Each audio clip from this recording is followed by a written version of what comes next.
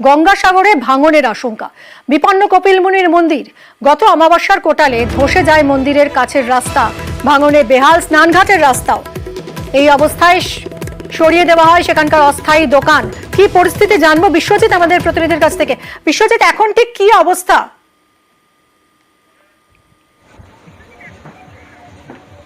হ্যাঁ দেখো, অমাবস্যার কোটাল যাওয়ার পর কিন্তু ভগ্ন দশায় পরিণত হয়েছে গঙ্গাসাগর যে কপিলমুনি মন্দিরের যে সামনে 2 নম্বর থেকে 5 নম্বর যে কংক্রিটের রাস্তা তৈরি করা হয়েছিল, একেবারে যেভাবে জলোচ্ছ্বাস হয়েছে তাতে করে কিন্তু পুরো কংক্রিটের যে রাস্তাটা একদম ধসে গিয়েছে এবং সেখানে প্রশাসন এই মুহূর্তে ব্যারিকেড করে রাখা হয়েছে।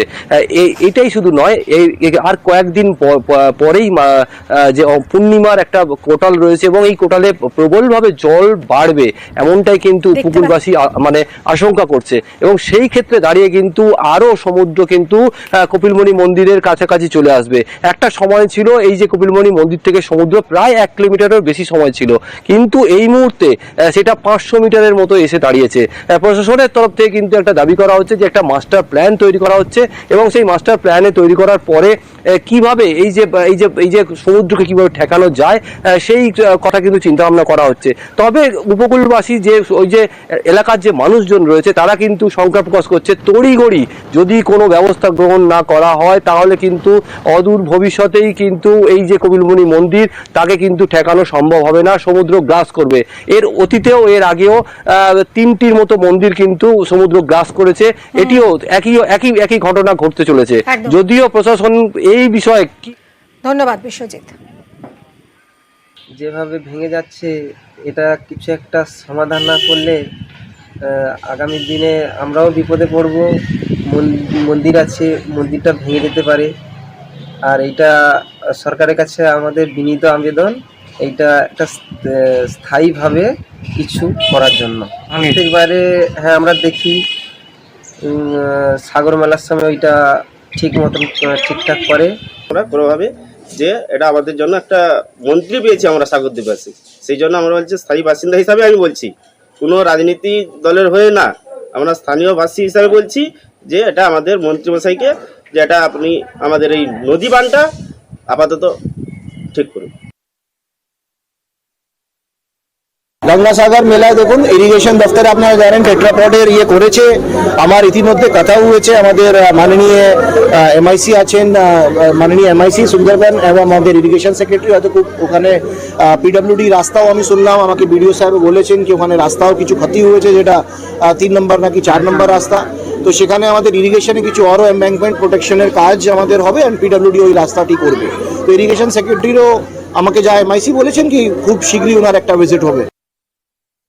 গত অমাবস্যা কোটালে যেটা প্রচুর ভাঙন আমরা দেখতে পেয়েছি মন্দিরের একেবারে ফ্রন্ট ফেজে, যেটা দেখেছি আমরা, সেটা ইতিমধ্যে মাননীয় মুখ্যমন্ত্রী মমতা বন্দ্যোপাধ্যায় তিনি জেনেছেন এবং সরকারের পক্ষ থেকে ইরিগেশন দপ্তরের পক্ষ থেকে ইতিমধ্যে তার স্টেপ নেওয়া হচ্ছে যাতে করে ভাঙনটাকে রোধ করা যায়।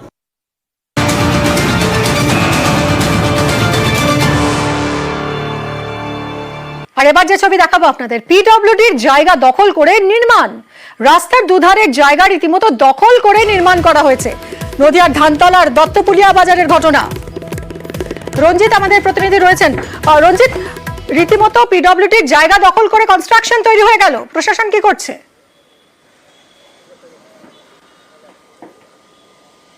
দেখো, দত্তপুলিয়া বাজারে যে জায়গা রয়েছে সেখানে দীর্ঘদিন ধরেই এখানে পূর্ত দপ্তরের যে রাস্তা রয়েছে, জায়গা রয়েছে, সেখানে দখল করে কিন্তু ব্যবসা চলছে এবং নতুন করে যে অভিযোগ করছে অমিত শাহ নামে এক ব্যবসায়ী, তিনি পূর্ত দপ্তরের প্রায় 8 ফুট রাস্তা দখল করে সেখানে তিনি নির্মাণ করছেন।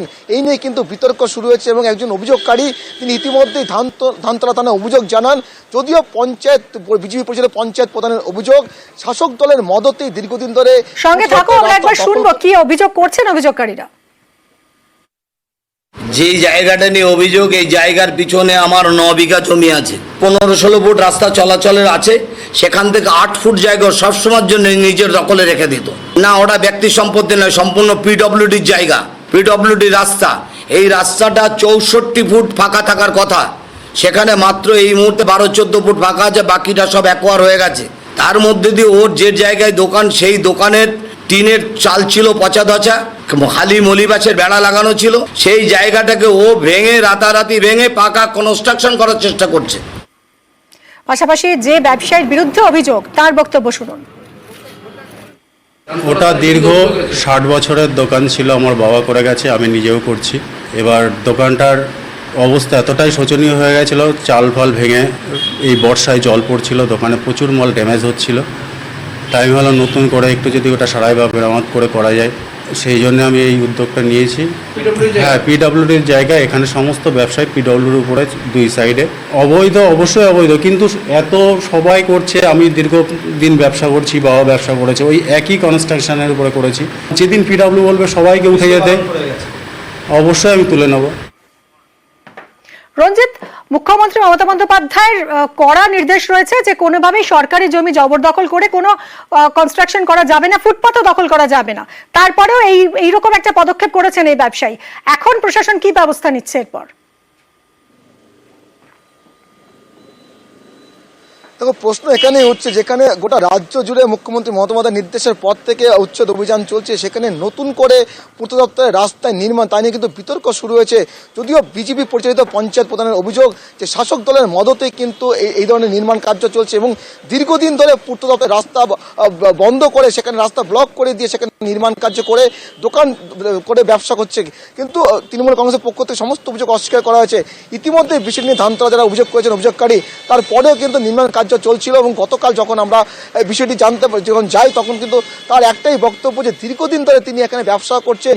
আজও সকালে কিন্তু একই চিত্র, কিন্তু নির্মাণ কিন্তু ভাঙা হয়নি, সেই নির্মাণ কিন্তু সেখানে রয়ে গেছে। ফলে প্রশ্ন হচ্ছে প্রশাসনের ভূমিকা নিয়েও, কারণ যেখানে গোটা রাজ্য জুড়ে উচ্ছেদ অভিযান চলছে, নতুন করে সেখানে নির্মাণ একেবারে প্রশাসনকে চোখের সামনে অভিযোগ পাওয়ার পরে কোনো ব্যবস্থা নেই, যা নিয়ে কিন্তু প্রশ্ন উঠছে।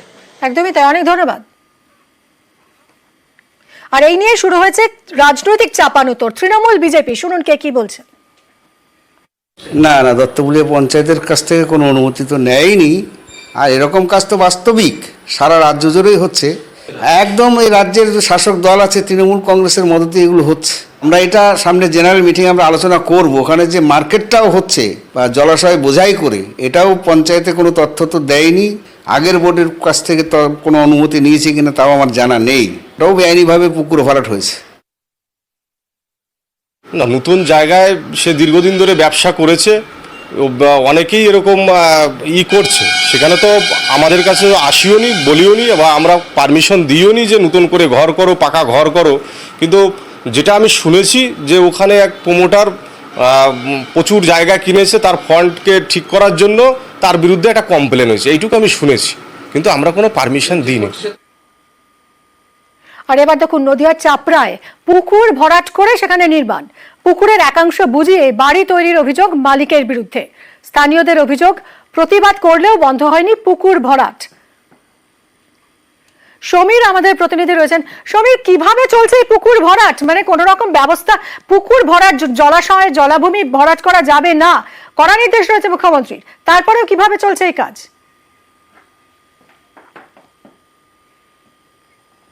দেখো, মুখ্যমন্ত্রী নির্দেশ দিয়েছে কোনো রকম জলাশয় ভরাট করা যাবে না, কিন্তু এখানে সেই নির্দেশকে উগ্র আঙুল দেখিয়ে পুকুর ভরাট চলছে এবং অভিযোগ করছে কিন্তু তৃণমূলের নেতার বিরুদ্ধে। চাপড়ার গার্লস স্কুলের ঠিক পিছনে 2.64 একরের একটি পুকুর রয়েছে। দীর্ঘদিন ধরে এলাকার লোকজন সেই পুকুরটি দৈনন্দিন কাজে ব্যবহার করে। এর পাশাপাশি পুজোর সময় দুর্গা প্রতিমা এবং কালী প্রতিমা সেখানে বিসর্জন করা হয় এবং নিকাশি কাজে ব্যবহৃত হয়। কিন্তু স্থানীয়দের অভিযোগ, বেশ কিছুদিন আগে ওই পুকুরের একটি অংশ সামাদ আলী বিশ্বাস নামে এক ব্যক্তি, তৃণমূল নেতা, তিনি কেনেন এবং অবৈধভাবে পুকুরের বুঝিয়ে দিয়ে নির্মাণ শুরু করেন। এ বিষয়ে স্থানীয় বাসিন্দারা সোচ্চার হলেও কিন্তু প্রশাসন কোনো ব্যবস্থা নেয়নি। এই পুকুরটি থেকে কিন্তু মাত্র 500 মিটার দূরে হচ্ছে চাপড়া থানা এবং 1 কিলোমিটার দূরে বিডিও অফিস এবং বিএলআর অফিস। তা প্রকাশ্য দিবালোকে এইভাবে পুকুর ভরাট করে বেআইনি নির্মাণ চললেও কিন্তু প্রশাসন। আমাদের সঙ্গে থাকো, আমরা একবার শুনি এলাকার মানুষ কি বলছেন, কি অভিযোগ তাদের। পুকুর ভরাটের এলাকার যত জল, সেই জলগুলো কোথায় যাবে বলেন? সাধারণ মানুষ যে চান করতে আসছে, কেন সরকার চান করতে পারবে না, রাস্তার জলগুলো করতে পারে না, এই পুকুরটায় ভরাট করছে, এটা খুব খারাপ জিনিস। এগুলো আমরা নিষেধ করা সত্ত্বেও আবারও তারা কনস্ট্রাকশন চালিয়ে যাচ্ছে।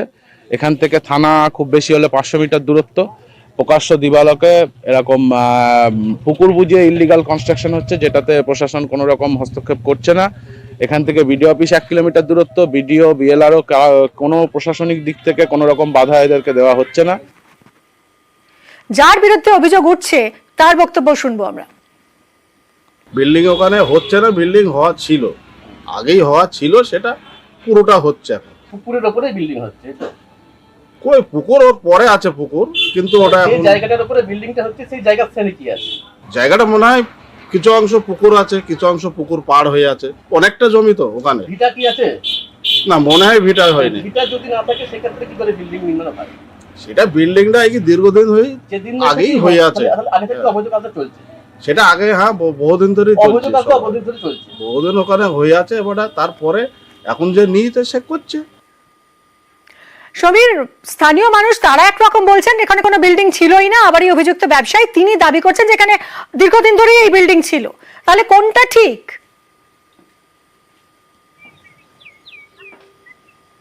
দেখো ওখানে এখনো পর্যন্ত কিন্তু সম্পূর্ণ কোনো বিল্ডিং নেই, বিল্ডিং জাস্ট নির্মাণ কার্য শুরু হয়েছে। কিছুদিন আগেই এই নির্মাণ কার্য শুরু হয়েছিল, সেই সময় স্থানীয় বাসিন্দারা বাধা দেয়, ফলে কিছুদিন বন্ধ থাকে। কিন্তু পরবর্তীকালে এই যার বিরুদ্ধে অভিযোগ, যেহেতু তিনি প্রভাবশালী তৃণমূল নেতা, সেই জন্য সে প্রশাসনের একাংশকে ম্যানেজ করে পুনরায় নির্মাণ কার্য শুরু করেছেন এবং তার বিরুদ্ধে কিন্তু সোচ্চার হয়েছে স্থানীয় বাসিন্দারা। এবং কার্যত তিনি এতটাই প্রভাব যে স্থানীয় পঞ্চায়েতে কিন্তু তার কাছে অসহায়। পঞ্চায়েতের থেকেও জানানো হয়েছে যে এই নির্মাণ করার জন্য কোনো রকম অনুমতি নেওয়া হয়নি, জমির শ্রেণী চেঞ্জ করা হয়নি, পুকুরই রয়েছে কাগজে কলমে, তার সত্ত্বেও তিনি নির্মাণ কাজ চালিয়ে যাচ্ছেন এবং বাধাগত কোনো রকম ব্যবস্থা গ্রহণ করা হয়নি। কার্যত অসহায় পঞ্চায়েত, এবং পঞ্চায়েত কর্তৃপক্ষ কিন্তু দাবি জানিয়েছেন অবিলম্বে এই নির্মাণ কাজ বন্ধ করার জন্য। আমাদের দিকে নজর থাকবে, তুমি সঙ্গে থাকো আমাদের। আমরা একবার শুনবো উপপ্রধান, পঞ্চায়েতের উপপ্রধানের বক্তব্য। পুকুরের ওপর পুকুর ভরাট করে বিল্ডিং করা মানে সম্পূর্ণ অবৈধ। আমরা এখন আপাতত প্রশাসনের কাছে যাব, প্রশাসনের কাছে গিয়ে আবেদন করব যে জিনিসটা যাতে বন্ধ করা যায়, কিংবা যতটা জোর করে গেঁথেছে সেটা যাতে ভেঙে চুরে আবার সেটাকে আগের মতো করে দেওয়া যায়, সেই ব্যবস্থাটা করব। ল্যান্ড অফিসারের বক্তব্য শুনুন, কি বলছেন তিনি। ক্লাসিফিকেশনে আমি দেখতে পাচ্ছি ওটা পুকুরই রয়েছে। এবার সে কোথায় করছে, কোন জায়গায় করছে, এটা সবিস্তারে রিপোর্ট যে হচ্ছে আমি আড়াই এবং আমিরকে পাঠিয়েছি। রিপোর্ট আসলে আমরা সেভাবে ওকে নোটিশ করে পুলিশে কমপ্লেন করে দেবো।